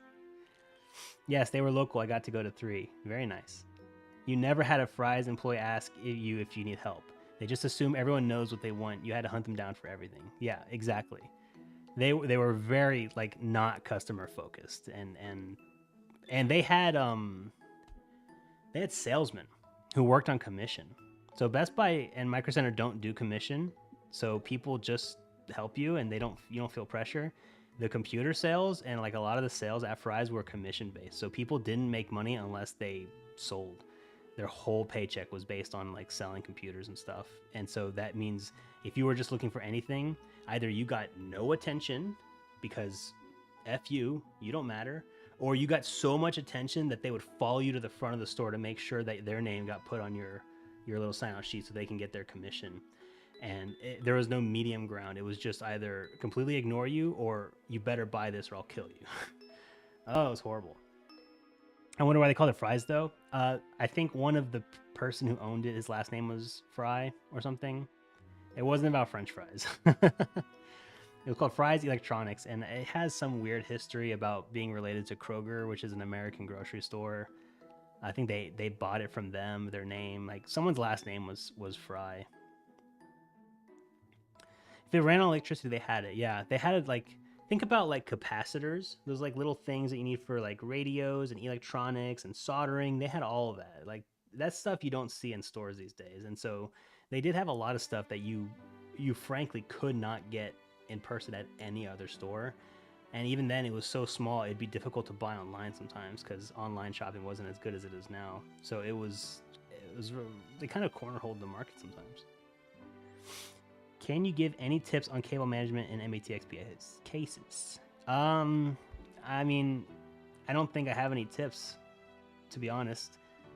The same things you're going to do on an ATX case are going to be the same on an MATX. Just try to hide the cables the best you can. I would say how I do it is I don't cable manage the back that much because I don't really care. I would say just make sure nothing's pulling too tight and try to make it look pretty on the front. That's all I do. Do you remember Incredible Universe? I don't remember Incredible Universe, but we looked it up recently. Somebody was talking about it, and we looked it up, and I am far too young to know about it. But I have seen photos of it and it looked very funny. The name is fun. It reminds me of Celebration Station, which was like not a theme park. It's like an arcade go-kart kind of place for kids to play. But the name, like Incredible Universe, Celebration Station, I'm like, those are very in line. It's so funny. Yeah, I've never been to one, but I remember looking it up. I like the purple and yellow. Mm-hmm. What's up, Hazards Me? How are you, man? It was the jam. Big TVs, toasters, and computer parts. You know, I do remember Radio Shack, but I didn't buy anything from Radio Shack. I was far too young. I was just look around it. Linux works awesome. All you have to do is this and enter these 18 commands, but it works great. I promise. That's pretty much my how I went about it, yeah. And I do agree. It is pretty awesome. But man, is it a lot of work to do anything. The universe is incredible for a place to have all that fun stuff. Hell yeah. Plus the snack bar. There's a snack bar? At Incredible Universe, there was a snack bar. I guess that makes sense. Fry's had a food court, which was so weird. At Fry's, there was like a food court in the middle of the store that had like a couple tables where you could order food or whatever. And I'm just like, are y'all trying to be IKEA? What is this? Who's buying food here? And I think primarily it was just people who worked there eating the food. But I also think that it was such a big store, it's possible that people drove a long way to go to it. And so maybe they're saying like, hey, you drove 3 hours to come here. You want some food? It's in the store. Why not? Like, I don't know. Think Fry's, but IKEA style. They had a kids play place where you could play free arcade games and stuff. Interesting. That's very funny. Does Micro Center have food? Mine doesn't. Micro Center is 10% of a Fry's size. Like, I'm telling you, the store was massive. Fry's is like a park, and Micro Centers are like a normal sized store. I mean, they're big, especially for European standards, but they are pretty normal sized store. There's no way they could fit food inside. They could barely fit all the merchandise they have now. Fry's was like 2 football stadiums. Like, it's just crazy. And so they could fit they fit everything there. Like, they had showrooms to test out audio equipment, like high-end audio equipment. They had a lot of that stuff. They had a lot of different things. They had hot sandwiches at Fry's. Interesting. Was it good?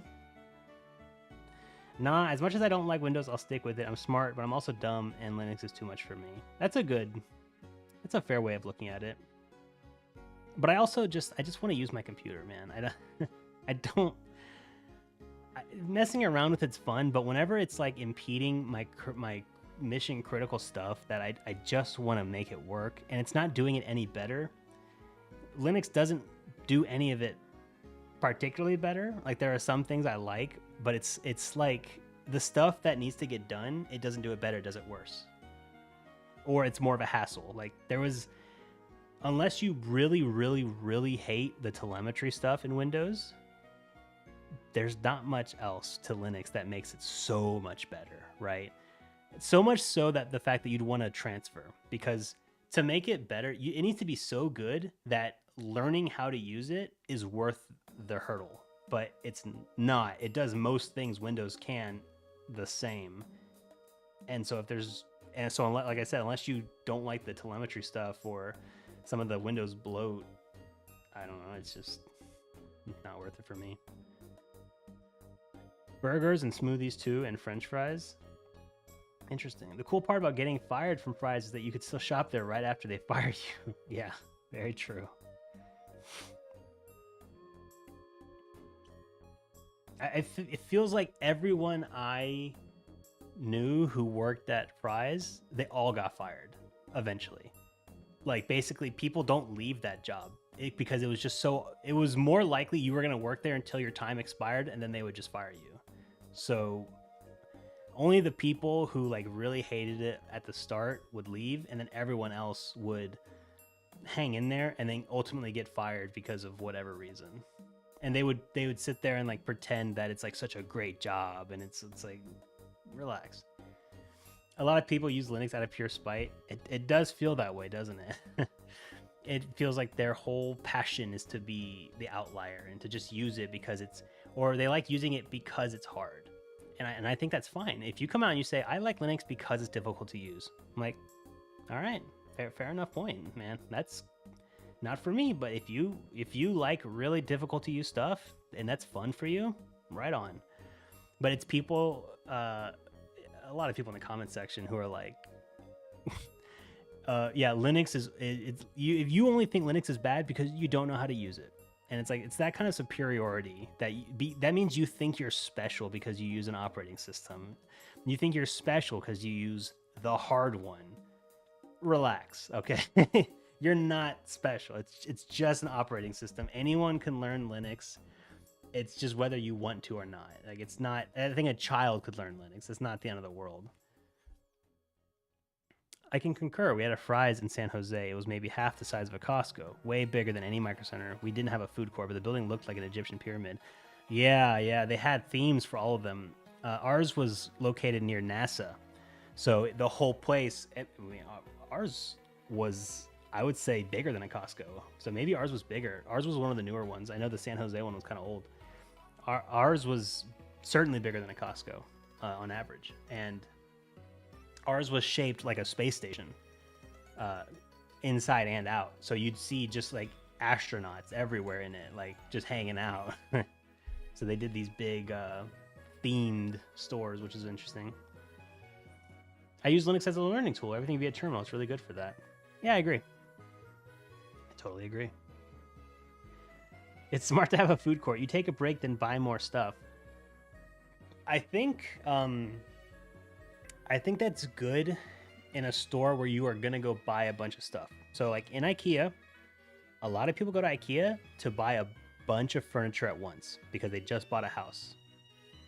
And so they're gonna go there and they're gonna deck out their house and buy a bunch of stuff. And it might take a while. And so it's like, hey, you want some food?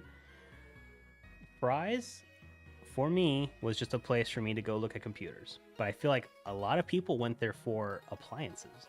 So maybe they traveled 3 hours to go there and to buy a washing machine, because they also had that, a refrigerator, an oven, this, and that. Maybe they were there to buy a bunch of stuff, and it was going to take them time. And hey, we're already here. Let's go eat some food. We took a long drive to get here. We're going to make some big purchases today. We'll eat food in the store. And so whenever you say you take a break, you buy more stuff, that's implying that you've already bought stuff.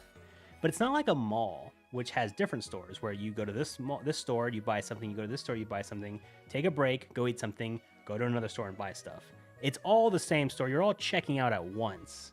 So I wonder maybe if you are spending a long time like picking out what computer parts you want, which I guess could happen. Maybe you'd want to take a break and eat before you go. I don't know. We had the flying saucer fries. You sure do know a lot about the Fry's food court menu.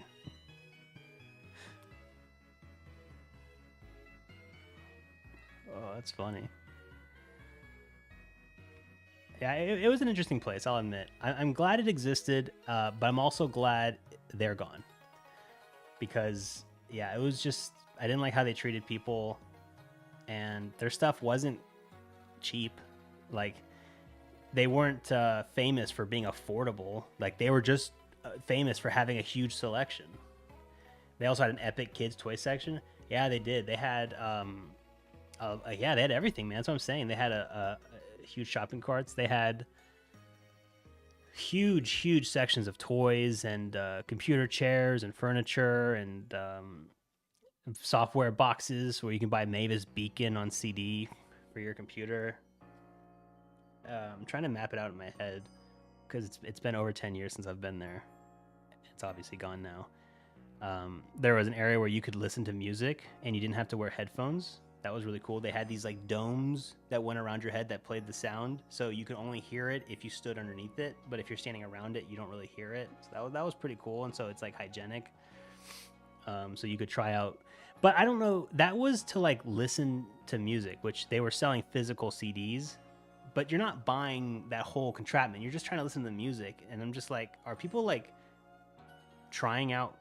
I guess they're listening to the music, the CD, before they buy it, because they don't know who the singer is. It's like a very different time. You know what I mean? I'm trying to say, like, I feel like now you would only buy media of someone you already know, right? You're not going to go out and go, this CD looks good. Look at the cover. Like, I guess that was before my time. You had to go there because the website was horrible. Yeah, the website was really, really bad. My God. Micro Center's website, they don't allow shipping on basically anything, like a tiny amount of stuff they do. But at least the website is like well organized, and they have a really good pickup system where you can say, I want to pick this up at your store. Most things are available for pickup, and they will have it ready to go within like 20 minutes. So, and I've tested it. They're pretty good about it. And they don't charge you to pick up, which is cool. So it's free to pick up, and what I'm saying is that they don't charge your card. So if you're like maybe 50-50 on buying something, and you place the order, they're not going to charge you if you don't pick it up. Like that, your credit card doesn't get hit at all. You're just kind of telling them to go, hey, go pick it up and put it somewhere for me. And if you don't show up, whatever, they just put it back. And your card doesn't get charged at all, it's just pretty nice. You can try games there and displays at the entrance. Yeah, they did have some game stuff too. When we relaunch Whitmer branded fries, it will have food delivered to your shopping cart and a LAN party in the middle. I think that'd be very cool. That's the kind of stuff that you see in other countries that would never work in America, unfortunately, in a cat adoption center. Like, I've been to some malls that are like in Taiwan and in Japan. They're like small mini malls, I would say, very small. And you go inside, and there will be like one that's like a LAN center, one that's like and there's like a food court, and then there's a bunch of stuff for like a 7-Eleven and like just cool stuff that it's not just a bunch of like Gucci and Louis Vuitton. It's like stuff that people actually want to go do, like archery or a cat cafe or stuff. It's like stuff people actually want to do and not just high-end shopping. And that was pretty cool. And I think that like that doesn't really work in America. Like it just the way we have our cities laid out. But it's very cool. If it's in Nevada, we can gamble on the gamers. Yeah, that's true. That'd be pretty cool. I'm wondering when they start doing that. I mean, we have sports betting already, and it's incredibly popular. So how long until, I mean, esports is dead now, unfortunately, but there was a while there where it seemed like esports was like huge, but I think people were just pumping money into it. But there could be a time in the future where, yeah, people are gambling on like who's going to win the League of Legends championship or whatever. That'd be really interesting. Everything's gambling now. Is it? Yeah. So I'm going to give it about 5 more minutes, guys. My throat's really scratchy. I'm not feeling great today. So we'll hang out for the next 5 minutes. If you've got any final questions, drop it in the chat. But then at, like 8:50, I'm gonna head out. My I don't know if y'all can hear it. My throat is like giving out just talking.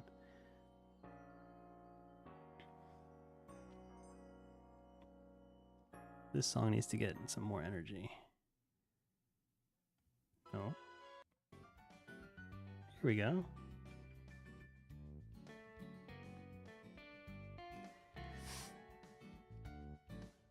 But I mean, sometimes I do wish there was a retail store like Whitmer Fries. Whitmer Fries also needs a medical center. That would be pretty cool.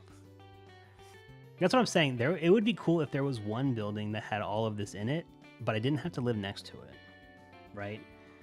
Make like, oh man, it'd be amazing. But it's just a mall. Make a mall that has stuff that people actually want to go to. Every mall I see is primarily Gucci, Louis Vuitton. It's like the people with the money. But then you look inside, there's no one ever inside the stores. And it's like, dude, make a mall where people actually want to go and like they want to do things, and like put a medical center in it. You know what I mean? Like, we don't always have to, all the malls don't have to look identical. Put some cool stuff in it. Like, you wonder why malls are dying. I think people are getting tired of online stuff. They kind of want to go. They want somewhere to go. They want third place, right? Like, give them third place to go to.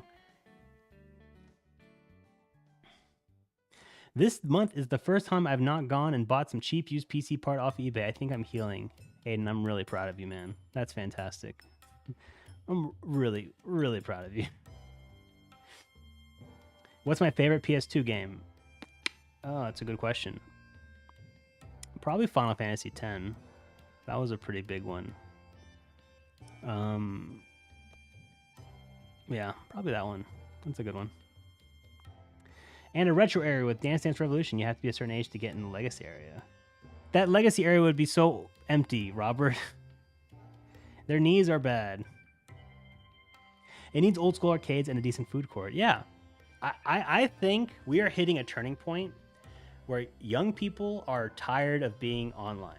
They're tired. They're starting to get tired of AI. And I'm talking about young people who didn't grow up with AI. And who, like, they grew up with the internet. So, like, we'll say, like, Gen Z and, like, late Gen Alpha. The young people are cooked, sorry. But outside of that, they are starting to feel like, oh my God, like, it's all beginning to be too much. I need to go outside. I need to touch grass. Like, I need something. And they're not drinking anymore. And they're not they're not going to restaurants anymore, right? And so, like, I think we need more places in America where you can go and do stuff. We've stopped having places where you go and do stuff. We only have places where you go and buy. The only places where we do stuff are places like Disneyland. Like, and that's horribly expensive, and it's like an all-day thing. We need places, like Nathan said, has arcades, some nice food courts that isn't like a sit-down restaurant. You can just get some food to go. It's kind of like a mall, but that's more than just Louis Vuitton and Gucci. And there's stuff to do. There's archery. There's sports stuff. There's, you know, like, there's just stuff that you can do that isn't just buying crap and not like just sitting around waiting. Like, we need more stuff to do. Is 40 young? 40 is relatively young. But in terms of, like, when we're talking about young people, we're particularly talking about Gen Z and late Gen Alpha. So people who are like 18, 19 to like 28, maybe, something like that. Maybe 30. They're people who grew up on the internet exclusively. They don't know a time where there was no internet and where there were no iPhones. So I think they're just getting tired of AI, and they're getting tired of 10 hours of TikTok every day, and they're just like, I need human interaction. I want to go somewhere. I want to do something. I don't know how. I live in this town. The only thing there is, you go to the mall to buy Louis Vuitton, or you go to a restaurant and you sit down and you pay a lot of money for food. I don't want to spend a lot of money. Yes, that's awesome. A major mall near me has axe throwing. That is an absolute blast. That is a great, like, activity, a fun thing to do, and it's not insanely expensive. It's like something people can do and have fun with.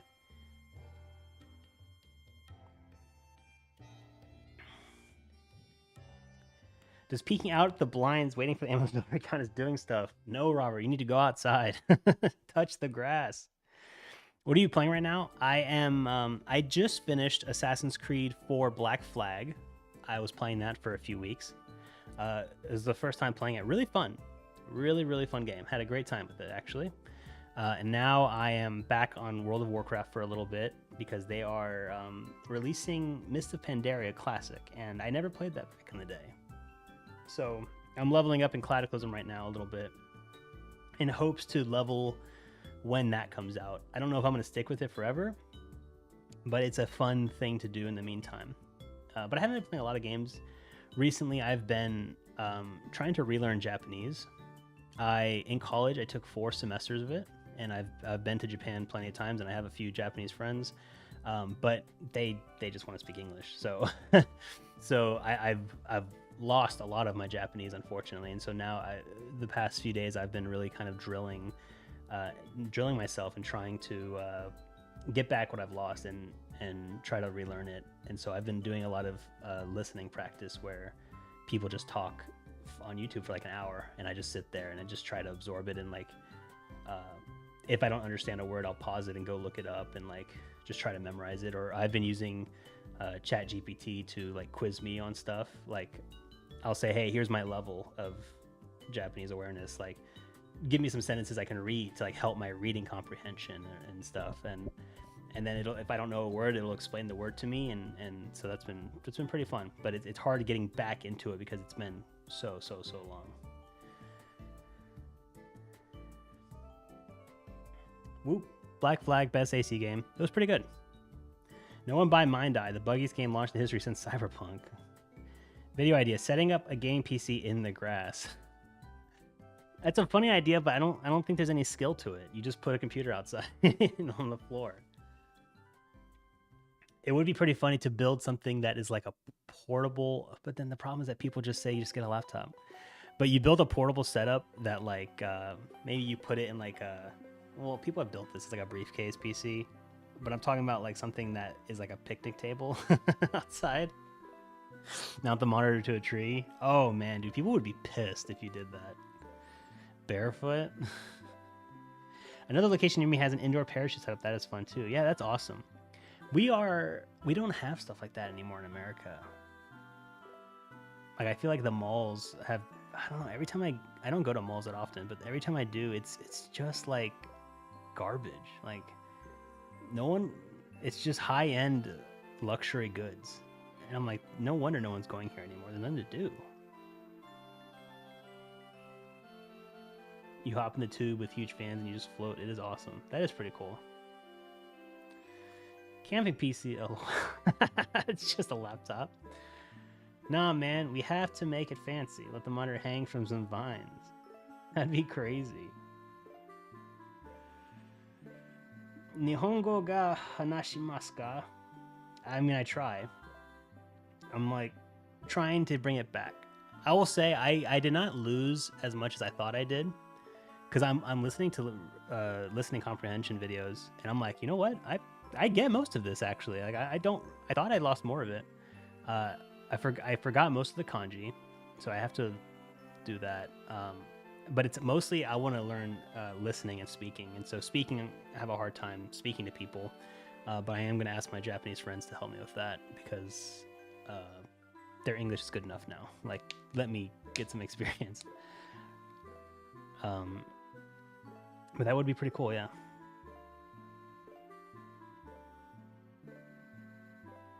Watashi wa sukoshi nihongo gago. Nihongo gago mas. Am I reading that right? Go gagomas? Go gagumas?